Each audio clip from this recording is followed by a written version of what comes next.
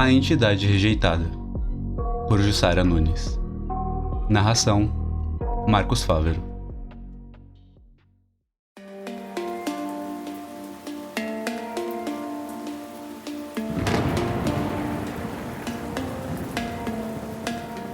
O cheiro de Doritos se misturava com o de meias suadas, Coca-Cola choca e cuecas viradas pelo avesso. Esqueça o enxofre e o esgoto, pois essa mistura enlouquecedora de aromas vagamente bons com péssimos era o verdadeiro cheiro do inferno. O cômodo era amplo, mas com teto baixo. Uma pessoa de mais de 1,80 m precisaria andar curvada no local que tinha formato retangular. 4 pequenas passagens de ar horizontais nas paredes e uma grande janela na estreita parede frontal. Todas fechadas. A umidade pegajosa também era parte integrante daquele cenário demoníaco. Enzo Felipe Schmidt. A pequena, pálida e obesa criatura que reinava naquele espaço era o senhor absoluto daquele latifúndio de danação. Pouco se assemelhava a um anjo caído, mais precisamente a uma ameba tropeçada, o que concordava com o fato de que, em termos de reprodução, sua única chance era a bipartição celular. O pequeno inferno onde ele vivia era o sótão da casa da mãe. Não por muito tempo, pois a mulher que já havia anunciado o corte de sua mesada e a expulsão sumária de Enzo da casa quando ele completasse 35 anos. O que aconteceria em poucos meses. Verdade seja dita, ele tentou arrumar um emprego, mas suas grandes conquistas pessoais, que incluíam troféus de platina em jogos de CRPG, não valiam muita coisa no mercado de trabalho formal. Enzo tentou a carreira profissional em jogos competitivos, mas acabou sendo expulso de todas as ligas devido à sua conduta que, embora fosse classificada como mau comportamento, era mais bem descrita como total inabilidade de contato social saudável com outro vertebrado. Ele já tinha sido expulso de infernos melhores, mais arejados e limpos. Enzo já esteve no grupo de excluídos dentro dos excluídos e agora havia sido expulso até mesmo desse. O rancoroso protista gigante preparava-se para dar o troco e se vingar de todos aqueles que o ridicularizaram. Uma lista quase tão grande quanto o censo populacional do planeta Terra, que ele acreditava ser plana. Uma vingança clássica. Como comprar uma espingarda e sair atirando em locais cheios de gente que nada tinham a ver com seus problemas era a sua primeira opção. Mas mudou de ideia quando fez um teste empírico em uma loja de armas, e descobriu que o tranco e o recuo de uma arma de fogo real era mais difícil de lidar que os botões do seu controle de videogame. Também pensou em vinganças menos espalhafatosas, como derramar veneno na comida das pessoas que ele detestava. Mas como se aproximaria delas? Pelo menos 4 dos seus maiores desafetos já haviam pedido na justiça uma liminar que exigia pelo menos 1 quilômetro de distância de sua pessoa e delas. Sem falar que furtividade não estava entre suas parcas qualidades. E ele certamente seria o acusado óbvio, terminando seus dias na cadeia, onde provavelmente lhe abriria um buraco extra para expelir o produto final de sua digestão. Mas ainda havia uma saída. Ele teria ajuda para sua vingança. Uma pessoa com quem Enzo sempre conversava e que podia confiar sem pestanejar. Alguém que sempre foi sua amiga e que ajudou a criá-lo na época que sua mãe, com 16 anos, teve que voltar para o ensino médio para terminar os seus estudos. Sua avó Miranda. Ela era sua verdadeira mãe, a pessoa que Enzo mais amava no mundo. Pena que ela já estava morta há 4 anos.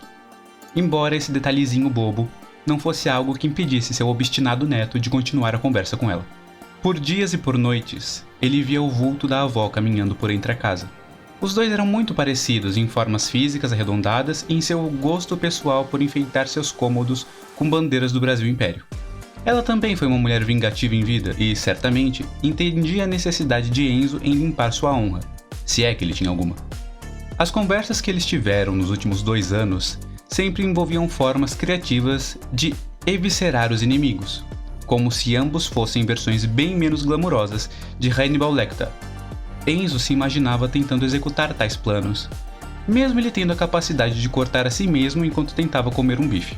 Por outro lado, a velha Miranda morou em uma fazenda no interior de Santa Catarina na juventude, e tinha a habilidade de torcer o pescoço de gansos como ninguém. Mas apenas falar com a avó sobre esses edificantes assuntos não era suficiente. Enzo precisava trazê-la de volta, e, de preferência, com mãos funcionais para ajudá-lo em suas vinganças. Sangue! Almas! Sangue e almas! Ele gritava, esmagando camundongos em suas mãos repulsivas. Eu abro o círculo de invocação para você entrar, vovó. Aqui está o seu novo vasilhame. Volte, por favor! No meio do círculo feito de sal para churrasco, havia pedaços de carne de boi, carneiro e coelho, amarrados com uma grotesca efígie disforme. Tinha o tamanho de um ser humano de mais ou menos 1,60 m, à altura da avó de Enzo. A face tinha 2 olhos de peixe costuradas, e uma abertura cortada no músculo fibroso, onde uma língua de bode tinha sido pregada desajeitadamente com um prego enferrujado. As mãos eram salsichas amarradas com barbante. Sangue e almas! Sangue e almas! O protozoário com complexo sistema respiratório continuava gritando. Ele tinha que aproveitar que a mãe não estava em casa para poder dar os seus escândalos. Responda, vovó! O círculo está aberto! Aceite essa nova carne que te ofereço e retorne para o mundo dos vivos! Nada. Nenhum som. Além do som dos pés pisando no sangue molhado. Vovó! Ele gritou mais uma vez. Mas ninguém veio. Enzo choraria se tivesse bem hidratado. Mas sua mãe não havia comprado refrigerante e o seu organismo modificado não aceitava qualquer líquido que não viesse acrescido de doses cavalares de açúcar. O ritual havia falhado e ele não tinha mais dinheiro para comprar mais camundongos. Ele sabia que até a noite toda aquela carne começaria a fazer o sótão inteiro cheirar ainda mais mal. Mas para que se importar? A dona da casa não ousava adentrar naquele érebo de almas condenadas. Muito menos teria coragem de cruzar o autêntico flegetone de sangue coagulado que se formou no assoalho. A massa humana fez sua descensão para o segundo piso, e constatou que uma pequena cachoeira escarlate havia vazado por entre as tábuas do teto e agora gotejava no meio do corredor. Ele precisava limpar aquilo depressa, ou sua expulsão de casa seria mais rápida do que ele esperava. Limpo era um predicado ausente de qualquer sentença relacionada a ele, mas Enzo usou seus membros inferiores, perturbadoramente a meio caminho de se tornarem pseudópodes, até o porão para buscar balde de pano. Lá embaixo, a máquina de lavar mantinha sua bocarra aberta, com botões redondos como olhos que julgavam os transeuntes. Havia 2 cestos de roupa suja, um deles para as roupas da mãe e outra, separada, quase como se fosse um refúgio radioativo, para as roupas do filho. Com dificuldade, o pináculo derrotado da raça branca que, no passado, um ditador austríaco julgou ser a superior, pegou um balde vazio e o colocou dentro do tanque de lavar roupa. Abriu a torneira e, sem saber muito bem a lógica do uso do sabão em pó, despejou meia caixa dentro do balde. A espuma subiu feroz e imparável, fazendo Enzo se imaginar diante da nuvem de poeira que espalhou-se sobre Nova York no 11 de setembro. A água começou a transbordar do tanque. O agente tensioativo das moléculas do sabão romperam as películas e uma cachoeira de bolhas, com aroma artificial de rosas, diminuiu o atrito entre o chão e qualquer outra superfície que pouse sobre ele. Como muitos vendedores de produtos de limpeza orgulhosamente afirmavam, o sabão elimina bactérias, vírus, protozoários e qualquer outra criatura nociva à saúde humana. Enzo incluso. O pé descalço deslizou como se estivesse usando patins. O rapaz perdeu o equilíbrio e caiu com seu corpãozinho imenso no chão com um baque molhado. A cabeça rotunda ricocheteou no chão de pedra, abrindo-se com o som de um estalo. Enzo estava morto. Mas acordou logo depois. O que é isso? Ele pensou enquanto tentava se mexer. O corpo dele parecia estranhamente mais leve, embora mais desajeitado. Como eu voltei para o sótão? A visão estava estranha e embaçada, mas ele estava claramente olhando para o teto do sótão e não do porão. Como um míope inveterado, ele esticou o braço para o lado para tentar alcançar seus óculos, até sentir que um dos seus dedos caiu da mão. Foi então que Enzo Philipp Schmidt percebeu, com compreensível horror, que havia encarnado dentro da efígie feita de carnes compradas com desconto no supermercado por estar próxima do prazo de validade. Mas sejamos francos, mesmo a poucos dias da deteriorização, aquela matéria orgânica era melhor que os tecidos musculares originais do rapaz. A paleta bovina cumpriu a bizarra função de pernas e sustentou o corpo formado de acém, carré, colchão duro, patinho e lombinho. Os braços, ironicamente formados por pernis, ergueram as salsichas inchadas até a altura dos olhos de peixe. A abertura rasgada no rosto quase fez a língua de bode cair, e do interior daquela abominação performática de acionismo vienense, um grito gutural ecoou. os bofes de boi expandindo-se, mesmo não havendo nenhuma ligação anatomicamente correta feita entre eles e a abertura da boca. Não havia um cérebro para Enzo fazer uso dentro daquela estrutura perecível. Não que ele extraísse muito potencial do original que lhe pertencera, mas ele sabia que as coisas não podiam ficar assim. Para começar, ele precisava ver com seus próprios olhos. Na verdade, os olhos de peixe. O seu cadáver. Talvez houvesse alguma forma de reverter aquilo. Descer as escadas foi muito mais difícil do que parecia. Os pés, que eram formados pela matéria-prima do mocotó, escorregaram e fizeram a repulsiva massa de carne mal amarrada rolar escada abaixo. A boa notícia era que Enzo não parecia ser capaz de sentir dor. Desafiando, como sempre em sua antiga vida, as amarras da lógica e do senso de realidade, ele conseguiu se mover em direção ao porão e, como se não houvesse mais espaço para surpresas, encontrou o próprio corpo no chão.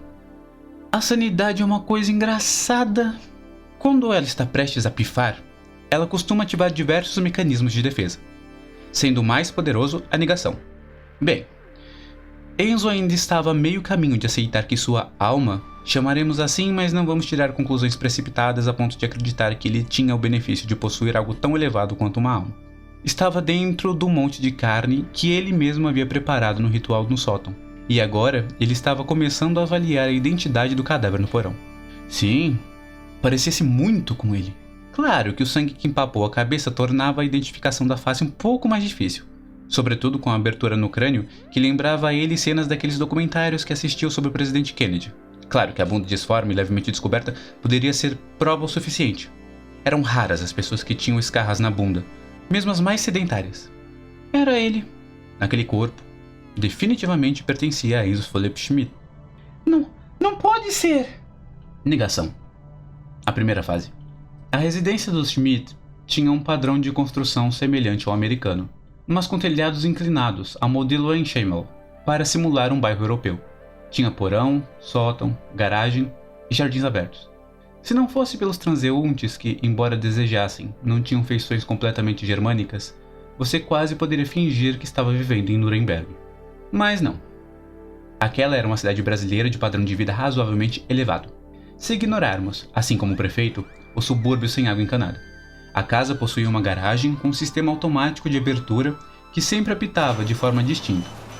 E foi esse apito que soou nas orelhas inexistentes de Enzo. Era o anúncio da chegada de sua mãe. O arremedo de humano começou a correr de um lado para o outro, como uma galinha recém-decapitada, ao perceber que a dona da casa estava a poucos minutos de entrar no recinto e descobrir aquele desastre. Não. Se ela me ver assim, eu vou ser expulso de casa hoje. Realmente, não havia cérebro dentro daquela carcaça. Logo após a negação, veio o segundo passo: raiva. Ele começou a sentir raiva de si mesmo. Uma ocasião comum, embora ele direcionasse a raiva de si para outros constantemente. Rosnando para as escadas no porão, como se elas fossem as culpadas de algo, uma miríade de sentimentos de baixa vibração tomaram conta de cada fibra morta do seu ser. O terceiro passo seria barganhar uma explicação com sua mãe. Mas como ele faria isso? Havia pouco tempo para bolar um plano e Enzo sempre foi péssimo em jogos de estratégia em tempo real. Primeiro, ele teria que explicar o motivo pelo qual a integridade corporal de sua pessoa foi vilipendiada, pela própria estupidez, evidentemente.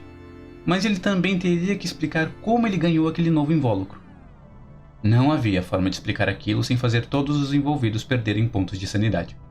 Para colocar no papel de forma simples, ele queria trazer a avó de volta, para ela ajudá-lo a se vingar do mundo que ele odiava. E, para isso, ele fez um ritual bizarro que envolvia um grande desperdício de alimento, com dinheiro alheio ainda por cima. Mas deu errado, e agora ele estava morto e reencarnou dentro da estátua fibrosa. Uau!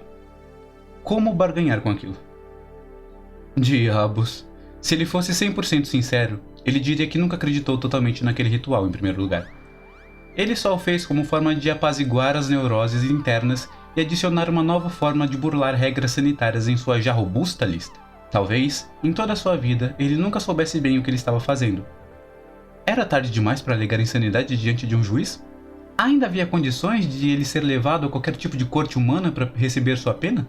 O som da porta se abrindo fez ele interromper a sua linha de raciocínio e, no processo, evacuar algumas linguiças de frango. Que cheiro é esse, Enzo?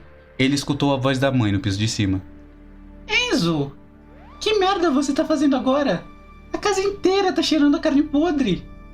Depressão, o quarto passo. Não havia nada que ele pudesse fazer para evitar que os seus atos trouxessem à sua progenitora a prerrogativa inafastável de mandá-lo embora. Quem iria dar guarita a um amontoado de carne inútil? Bem, sua mãe fez isso durante anos, mas tudo tinha limite.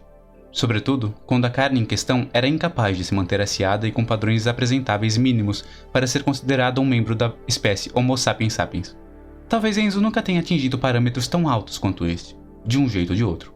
Sons de passos seguindo para o outro lado da casa.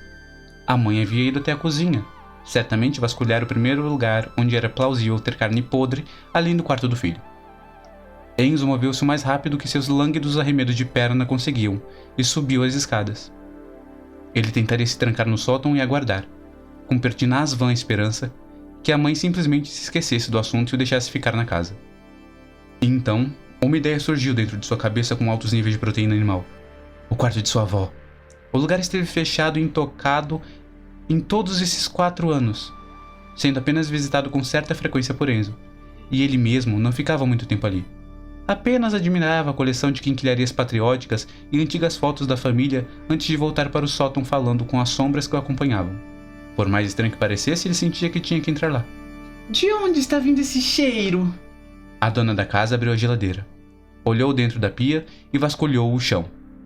Não havia nada que indicasse a movimentação de carne por ali. Ela estava olhando para o lugar errado, claro.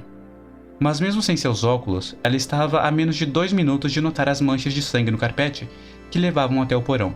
Enzo esgueirou-se com mais sutileza do que ele jamais teve em seu corpo original.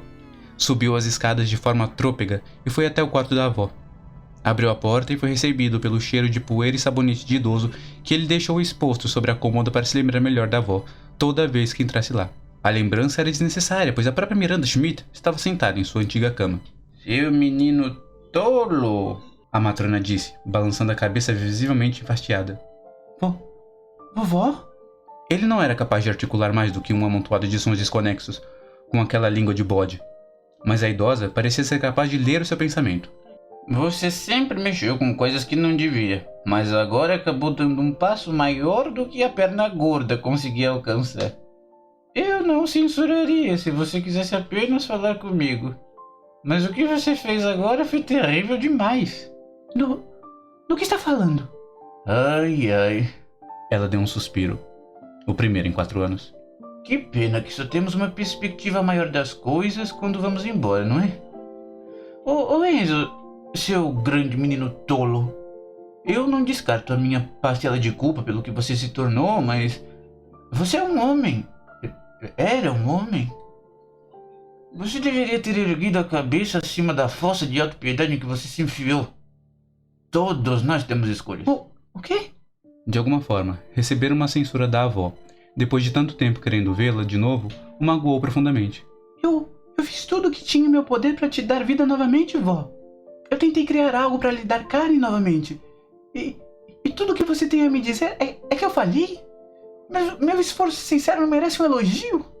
Jesus, Maria e José. Que bom que não deu certo, hein? Eu detestaria habitar essa coisa. Vó! O garoto estava muito magoado. Por que fala assim comigo? A senhora sempre foi gentil, mesmo quando desencarnada. Mesmo quando ficávamos aqui. Planejávamos a minha vingança contra o mundo nesses últimos 4 anos. Está falando dos vultos que você via por aí? Quem disse que era eu? Enzo! A voz da mãe veio do andar de baixo. Isso no chão é sangue! Onde está você? Ela vai descobrir tudo. A efígie de carne tremia do toucinho ao casco. É claro que ela vai. Miranda balançou a cabeça com gravidade. Não há como ela não descobrir o que aconteceu.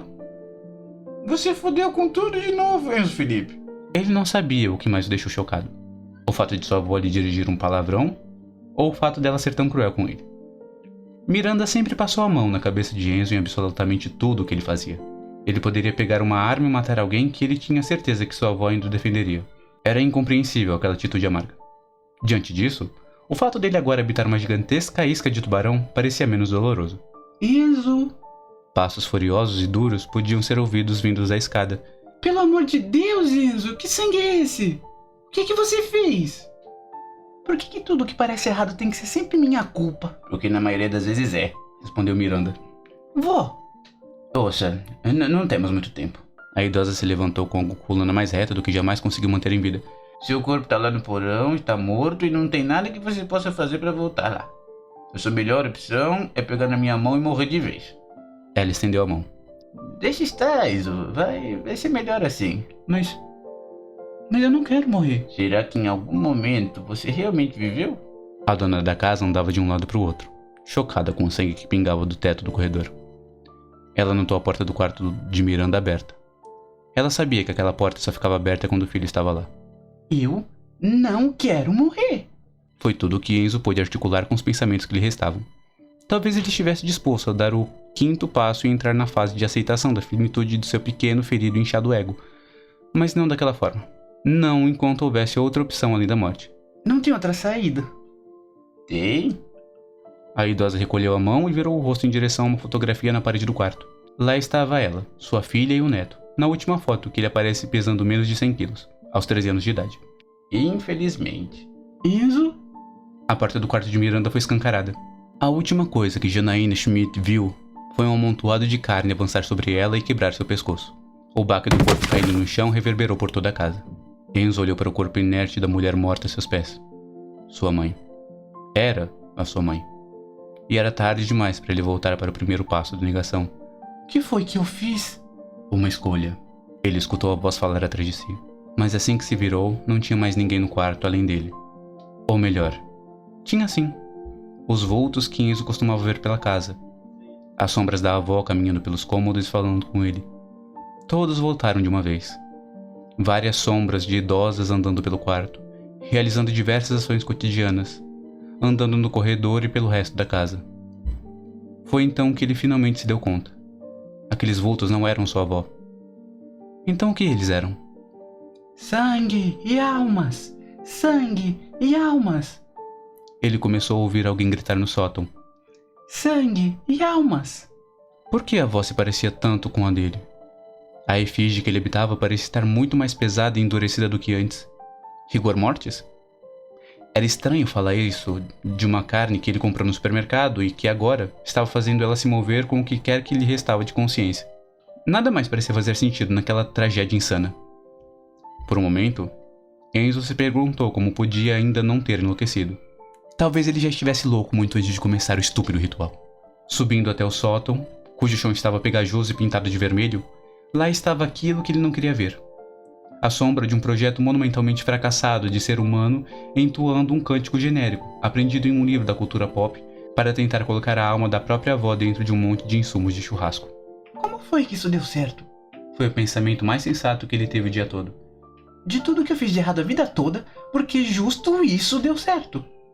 Mais vultos obesos começaram a se aglomerar no sótão. Então Enzo sentado no computador, Enzo lendo quadrinhos, Enzo socando a parede, Enzo batendo punheta, Enzo gritando com a tela do celular. Lá estavam eles, todos os fantoches de natureza diabólica, executando 1000 ações diferentes, sem sair do lugar. Borrões negros e pegajosos, como refúgio petrolífero, que tinham o cheiro de odor corporal maturado por 2 semanas.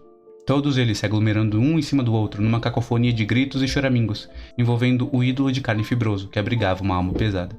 Não, nem Satanás poderia ser tão criativo em cunhar tal forma de tortura. Os vultos eram Enzo, ao mesmo tempo que não eram Enzo. Da mesma forma que os vultos que ele viu pela casa eram sua avó, mas também não eram. Eles eram a solidão malsã de toda a rejeição que ele tinha sentido em vida. Toda a dor infligida e auto-infligida que ele passou por todos aqueles anos. Era feia, era nojenta, era horrível. Mas, apesar de tudo, ainda era ele. Uma dor materializada que ele sempre olhou de soslaio, como uma ferida aberta que o dono se recusa a limpar para deixar ser curada porque dói demais. E agora, ironicamente, a rejeição corria para envolver o seu dono e ser aceita. O 5º passo era sempre o mais difícil. E Enzo a rejeitou. Mais uma vez, ele cuspiu sal na ferida. Levou 3 dias até os vizinhos sentirem um cheiro podre da casa e chamarem as autoridades. Para completo horror da polícia, encontraram 2 corpos em avançado estágio de decomposição lá dentro. Embora fosse plausível que Enzo Philip Schmidt tivesse apenas se acidentado ao escorregar no sabão no porão, o pescoço quebrado de sua mãe era um mistério. Ela não tinha inimigos a não ser o próprio filho, mas o corpo de Enzo não tinha marcas de suor ou outro indicativo de DNA nas digitais que indicasse que teria sido ele o estrangulador. E as estranhas marcas de estrangulamento fizeram os legistas quebrarem a cabeça. Por mais bizarro que parecesse, chegaram à conclusão que a mulher foi estrangulada com salsichas. Falando em sangue, generosas amostras desse tipo de tecido conjuntivo foram encontradas por toda a parte na casa, mas uma inspeção constatou que tratava-se de sangue de bovinos e caprinos, não de humano. Ninguém entendeu o porquê. Ninguém ousava ultrapassar o umbral da sanidade para tentar entender o porquê. Depois de alguns meses, o caso foi arquivado. Outros membros da família Schmidt tentaram reaproveitar o imóvel, mas todas as tentativas foram infrutíferas. O preço chegou a ser baixado para níveis insignificantes de mercado, mas as compras costumavam ser desfeitas rapidamente. Ninguém queria morar naquele lugar por mais de uma semana, pois todos diziam que a casa era habitada por um demônio. Um demônio gordo, manhoso, cheirando a carne podre, Doritos, meias suadas, Coca-Cola choca e cuecas viradas pelo avesso.